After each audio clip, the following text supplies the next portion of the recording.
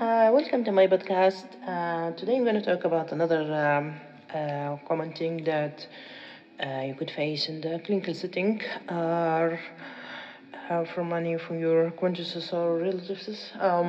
Patient might come to you and says, Doctor, I'm having some concern. I just checked my blood cholesterol and it seems very high. So you need to think about certain things that you need to advise to your patient or to tell your relative or yourself. What's that can do in order to control and minimize the level of cholesterol, because in the long run and while we are aging, it's not good for our health or for our blood vessel, because we know the extra cholesterol or the lipid will lay down in the wall of the blood vessels, which will cause the consequences of other problems that we all know as doctors. So we need to do about certain things in small ways. So like for instance, swap the butter for olive oil, and also for people who eat a lot of meat, you need to swap that for fish, lentil, beans, and also always think about walking rather than driving. I see some people sometimes even in the very corner think they will use the car. They wouldn't even walk for a little while, which is of course not good. Also, you need to have salad and vegetable beside your plate. And also you need to think about the portion thing. They say a hand measure is the best way. I'm trying to do that as well. But it's also about the portion, because you don't need to eat too much that you feel your tummy is really full.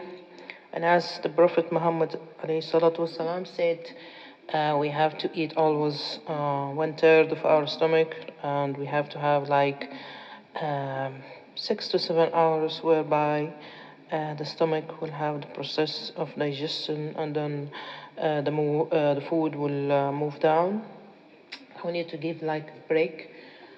And also for those who are smoker and drinker, it's another thing that you need to think of. So you need to think about minimizing the drink and the smoking until you stop.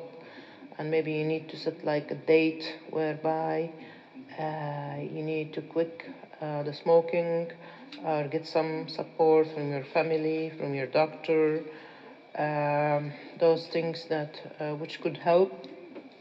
So when we think about, for instance, the dietary cholesterol, which means where can I find it in diet? It's for instance in the egg, and we know the egg has egg yolk and white. So they say, I mean, if you are eater of eggs, you could, of course, remove the egg yolk. But the whole taste is about the whole egg. So if you are you are keen on eggs, maybe you can eat it once per week or something, and you don't need to eat too much.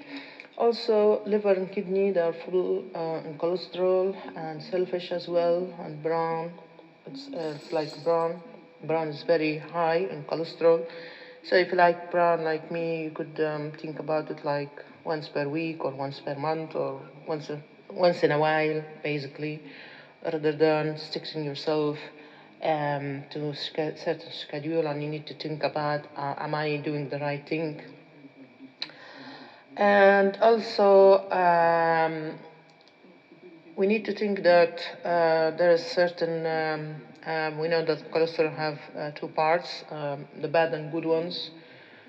So the good ones, it's basically much important rather than the bad ones, because once the liver is saturated in cholesterol, it will be, that's in terms, of course, in the bad ones, which is the LDL, that will participate and build up in the blood slowly, and then will go in the artery wall, and this will cause atheroma and plaque, which will cause narrowing, and of course the consequence will cause ischemic heart disease. and then clots, and of course, God forbid, CVN, and problems that we don't need. So better to think consciously about consequences and just be mindful and wiseful about what you eat and what you need. So that takes us for I spoke about so this takes us where we can get our cholesterol checked. I noticed here in the UK, apart from obviously requested from your GP, and you need to book your appointment, which can take like a month sometimes. I mean, my surgery, it's always like this. So there is some places they have like a mobile health check, and I mean by that they usually do checking the blood pressure. In some places, I don't quite be certain. I mean, they do random blood sugar, and I encountered twice like they do blood cholesterol with the breakdown, which will give you an estimate about your blood cholesterol. So that's one thing you need to consider. It has been said it also in some pharmacy, they do it like a drop-in check. I know they do blood pressure, but I'm not quite sure about the cholesterol. I read it once in one of the Tesco's, and when I asked it, the woman, she didn't know to answer, and she said this is like an advert from a long time. They should have removed it rather than confusing people. So this is something just to consider. And also there is certain kits you can buy, and you test yourself. It's just like a finger prick, and then you put it in this one. What they call it? It's like a white plasticky thing that you just put the drop of the blood, and then watch the line across the control. And I saw it. They sell it. I think in Boots, probably in Hamburgen. I'm not quite sure, but this is something to consider.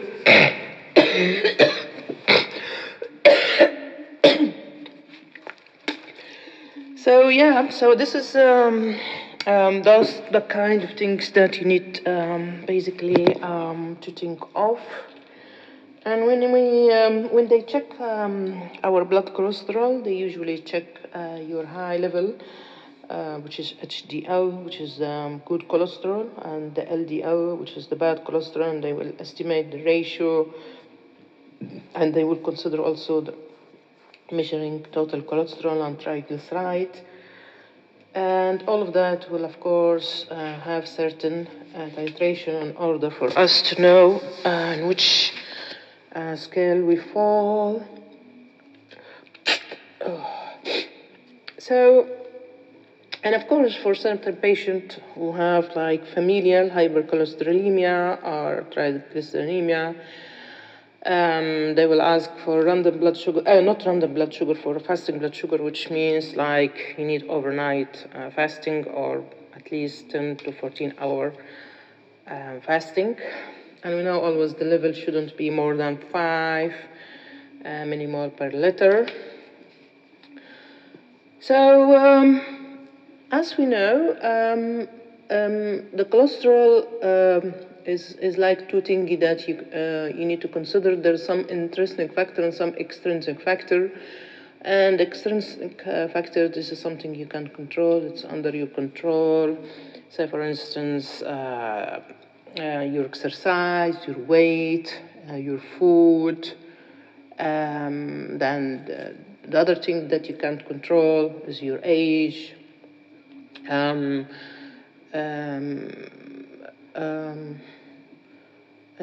of course, if you have a family history, that's another thing. And we need to know that there's some consequences, as I mentioned early on. If you have this blood cholesterol level, this will cause hardening of the blood vessel, will cause atheroma, and the consequences: high blood pressure, which could cause, of course, CVA and other consequences to the vital organ, whereby the blood won't be pumped rightly and will cause like renal problem, heart problem, and the list goes on.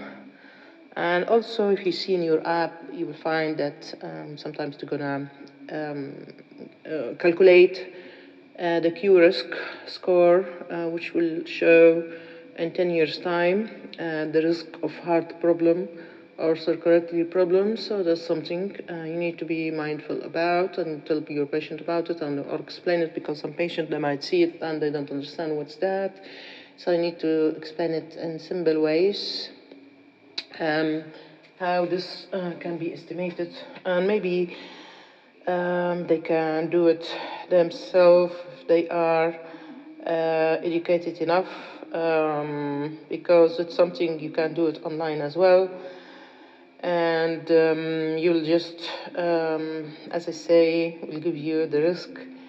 It's always around, like, if it's more or less than 10%, and the factors that they need or to enter in the system in order for the system to calculate it is always the age, your sex, also the area you live in, if it's deprived or not, and the smoking, if you are a smoker, and of course the weight, body mass index, and the blood pressure, your cholesterol level, and the ratio, family history, and if there is any condition like diabetes, kidney disease, or rheumatoid arthritis.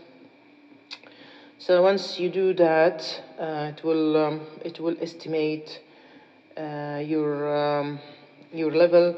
I remember once I was checking it, also gonna ask you about clinical info, like for instance, if you have a history of angina, heart attack, chronic kidney disease, if you have atrial fibrillation, if you are on blood pressure treatment, if you have migraine and history of SLE or RA, and if you have other mental illnesses like schizophrenia, bipolar, severe depression, which kind of common here in the UK. I'm not quite sure why is that. Probably it's linked to the alcohol and other issue.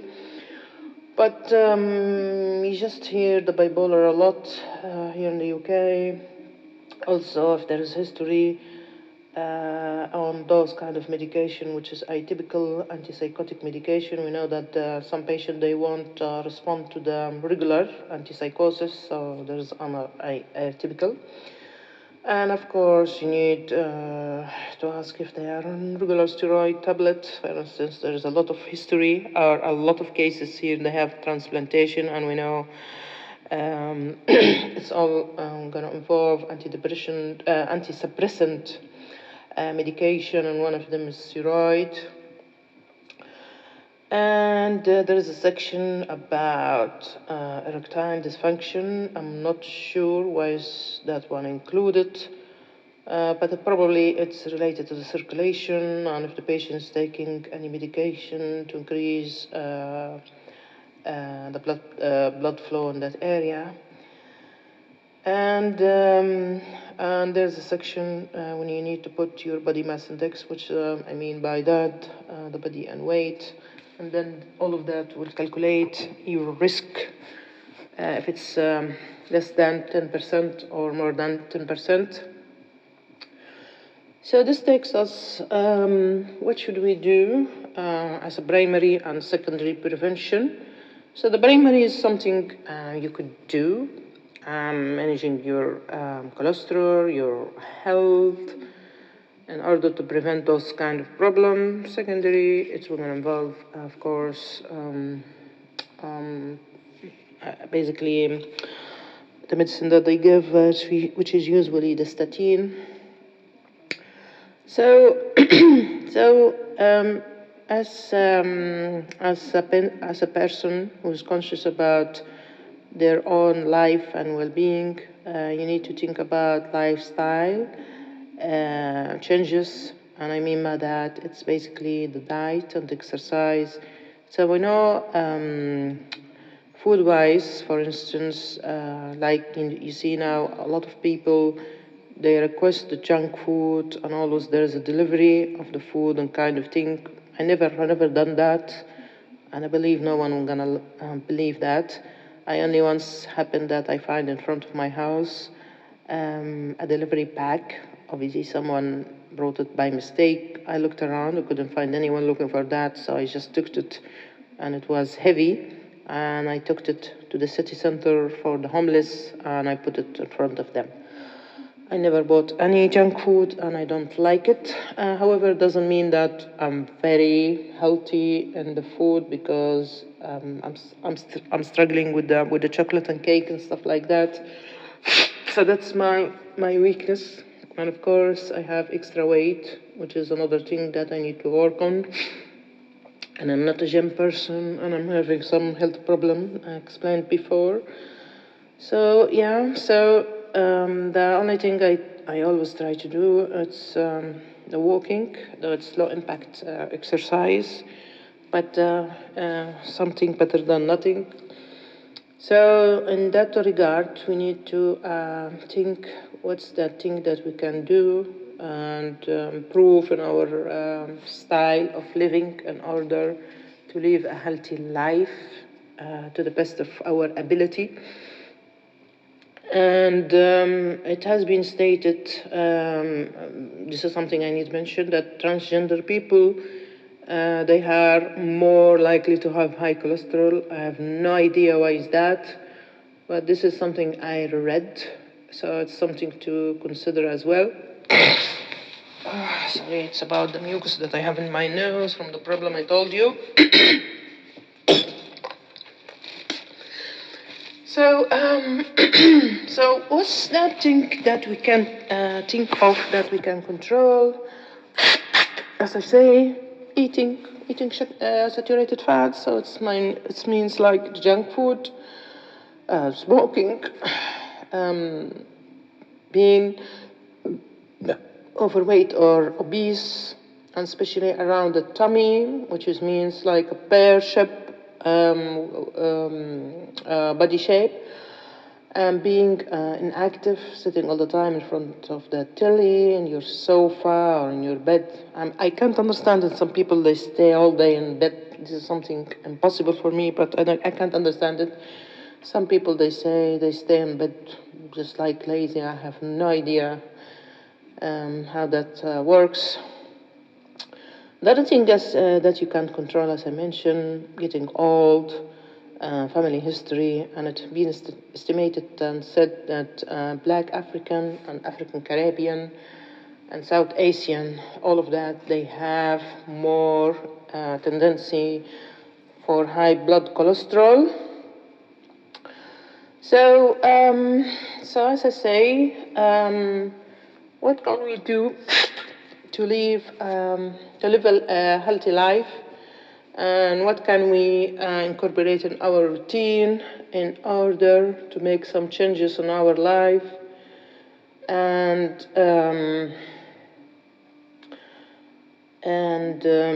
also I need to mention about the white thing, as we know, which is the sugar and the salt. They are not good for the body, so if you get rid of them, that's a wise thing to do. I stopped them long time ago, and whenever I feel like I need something in my salad, I will get olive, because olive are salty at the end of the day. And also another thing I need to mention, if you want to make your dressing for the salad, you can make it at your home rather than buying those from the store, which is full of fat, full of bad oils, and full, of course, of sugar as well. So better to prepare your own by the basil and the olive and lemon or vinegar. I use balsamic. Some, they will say balsamic, they have like wine thing. I checked on the internet for a lot of scholars who said the little thing that it has doesn't cause anything, and even the taste is not. You don't taste anything. It's just vinegar, and he said it's already analyzed, and so there is nothing to forbid this, because some people they say, oh no, balsamic vinegar is not is haram, and it's not. I checked multiple scholar. One of them is Khamisi. So. So this brings us that you can make your own dressing, which is going to last for 3, 4, or maximum 5 days in the fridge, and you can use it for whatever you like for the taste. And I like the olive, so I put a handful of olive when I blend it, and it just gives me a nice taste, and I'm satisfied with that dressing rather than the one they sell it in the store. Also, you can make your own what they call it, harissa, or the chili one. It's not a chili actually. If you take this one they sell in the stores, which is called, I think, long peaked, I think, red chili, and it's not chili, to be honest. You just washed it and put it in its pack and put it in the microwave for a few minutes, just to become like moist and stuff like that. Put it in the blender, add garlic, and you need to add garlic, by the way, also to the basil. That's the way how I make it, so I'm giving you a recipe for free. And then blend it. Yeah, you put it in the blender with garlic, and I put olive as well, and maybe you can put olive oil if you wish. And that's it. You just eat it by a spoon. It's very tasty, healthy, and has nothing whatsoever like the one they mix in the store. So this is something you could consider and think of. And then this takes us for people who have difficulty to manage their cholesterol, and that will imply that you speak to your GP, who will prescribe for you the statin, and will tell you about the side effects of the statin in the long run, because statin, they have issue as well. I remember when I was studying for the MRCA, it has been stated it has problems like the omeprazole on the long run. So this is something to keep in mind. You need to tell your patient. Never let your patient go without knowing, which is not nice. So by that I mean small changes, of course, will make impact in your life, and you will notice them once you are strict on discipline. And that's the problem always with the discipline thing. So for instance, for healthier swap, as I mentioned earlier on, you can swap your butter. I never buy butter, by the way. Yeah, they taste good, but I never buy them. I know English here, they like them with the scone, but no, not for me. So you can substitute that with the olive oil, which we know olive oil has a lot of healthy things in the body. Also substitute white bread with the wholemeal. I like the seeded one and the brown one. This is this is one of my weaknesses as well. Make your own sauce, as I just explained, and substitute red meat with fish and white meat. I know a friend. She said that she eat meat every single day, which is not good, of course. And also substitute the way how you cook rather than frying, which I hate. I never did, is by either boiling, packing, grilling. I do only the packing, and I mean by the packing is just put the pan on the hob or the stove.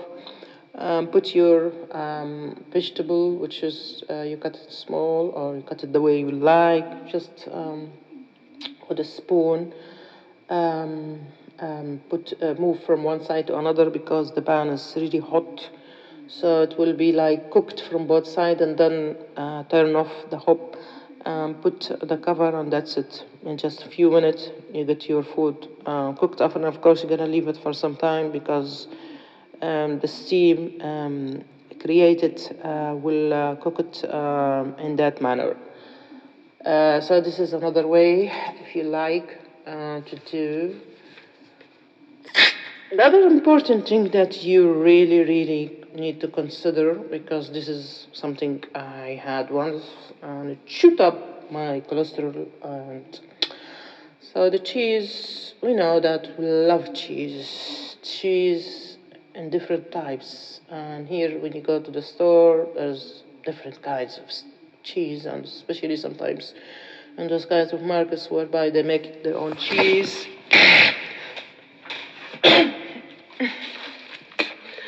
So,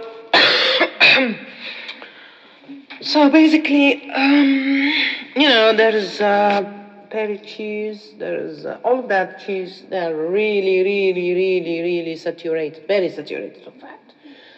So I need to think carefully. If you're a cheese lover, maybe you can eat it once in a while, substitute it with the low-fat ones, which is maybe tasty for some.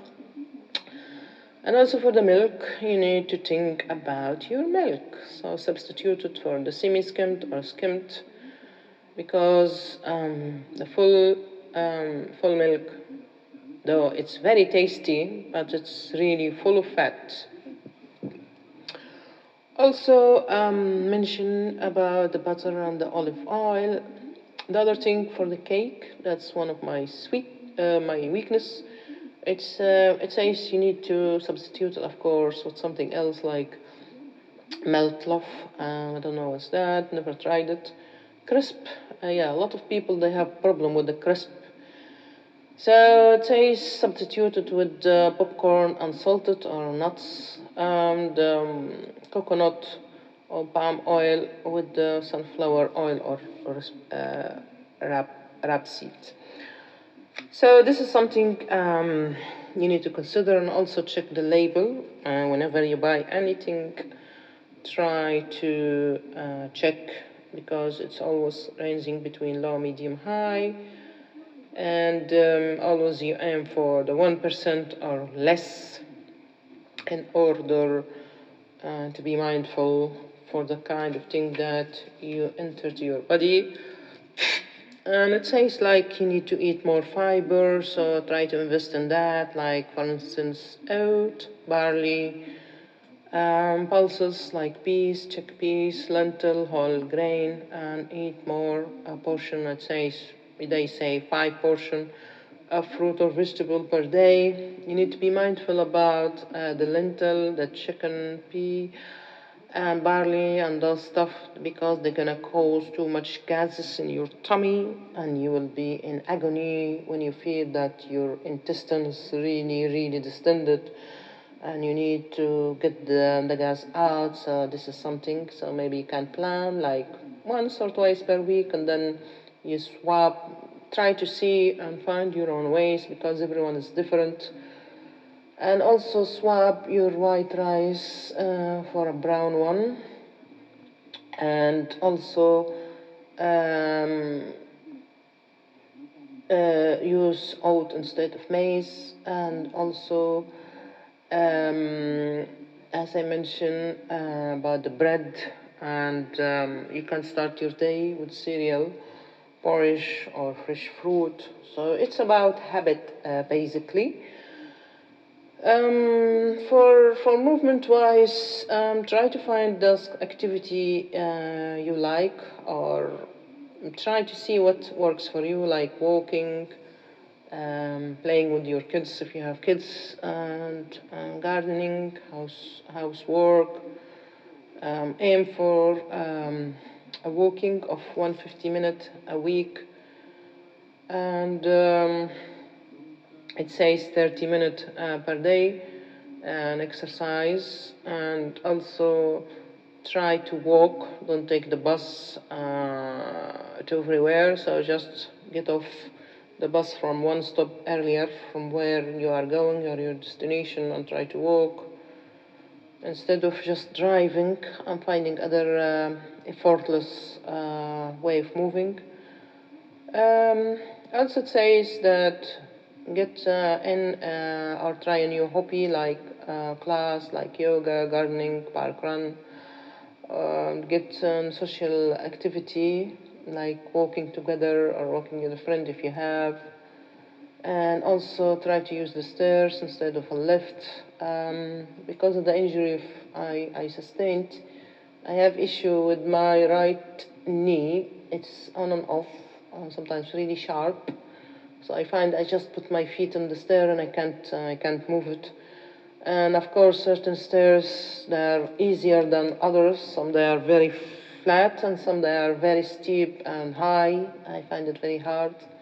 So do the things that you feel works for you. Everyone, as I say, is kind of different. So it's, yeah. And then it says that about, of course, for those who are drinker, well, I used to get offended when they ask me, do they know I'm a Muslim? If you drink alcohol, I feel offended and I say, never. But obviously there is some Muslim who does, sadly to say so. So alcohol thing that you need also to minimize. It says if you are drinking a pint, try to cut it to half a pint. And if you're drinking a large glass of wine, try to cut it to a small glass of wine. And there's another called wine spiritus. I don't know what's that, but it says with soda water. So take a small one. And also another thing, it says spirit, instead of taking double, it seems like there is something to be mixed. So it says take a single. And take this one, it says low alcohol beer. And there's alcohol-free beer, so take the alcohol-free. In my mind, always I thought beer is like fermented something, but obviously it's alcohol as well. I thought it's kind of alcohol, but it's not the actual alcohol, but it seems to be alcohol. And we know the national allowed unit per week, it's 14.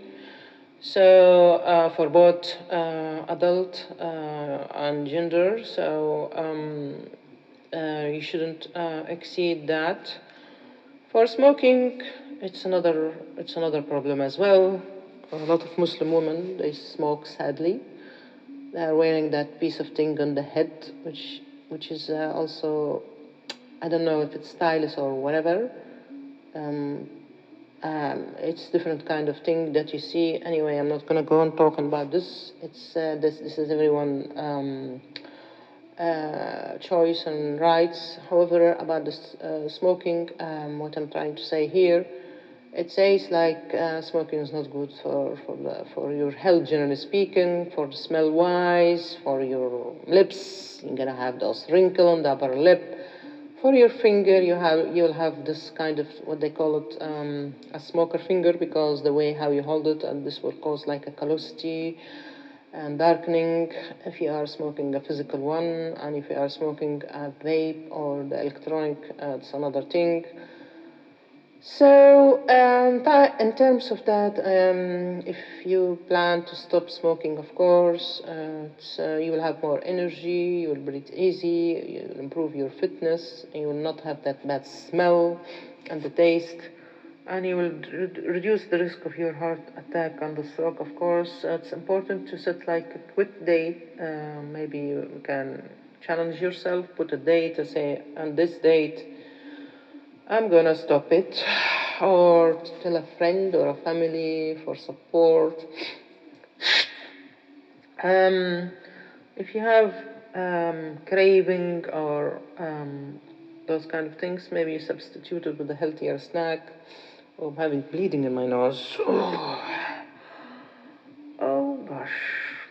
And use, of course, when you do that, you notice that you're saving your money, you're not spending that much as much, because of course, vaping and people who drink alcohol, this all are expensive, and you will spend a lot of money on that. So this is something also to consider, because after all, your health matters.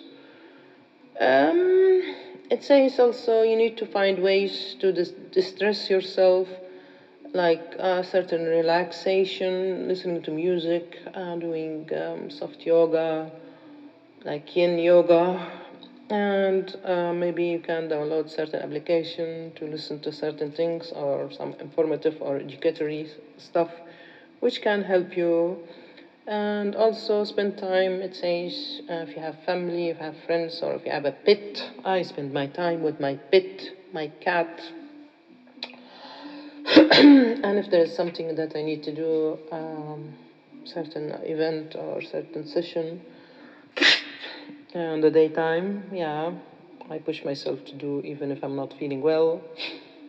Oh my gosh, I can feel my nose now, block, I'm bleeding. And it says also if you have issue in your mind, you have health problem, health mind problem, mental health issue, you can speak to certain charity which deal with the mental health, like Mind, or self-refer to the talking therapy in Liverpool. And the other thing about the healthy weight, which everyone struggle with, I'm one of the people as well.